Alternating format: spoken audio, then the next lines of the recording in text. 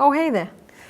I want to talk to you about not getting overcharged for easy repairs you can do to your Jeep Cherokee.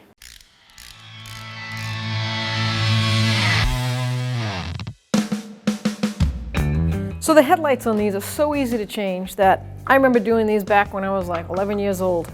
So this is a 2000 and still has the glass, all one piece halogen headlight. It's not a plastic one with a bulb on the back. All you need is a Phillips screwdriver. That's it. And you're gonna undo that screw and undo that screw, and this housing is gonna pop right out. Then you'll see the retaining ring that holds the headlight in place. So easy to do that I bet you I can talk and do it at the same time. Fast way to do this, take the two top one screws off and fold that metal thing down, the retainer, and then take the bulb out, unplug it, put the new one in, you're ready to go. Your own battery. Don't be afraid to change your own battery. On this particular vehicle, it's what they call a top mount battery, and this is usually like a 1/2-inch wrench or a socket. The only thing I want to talk about batteries is remember the sequence. Negative is off first and negative goes on last. That's all you have to worry about.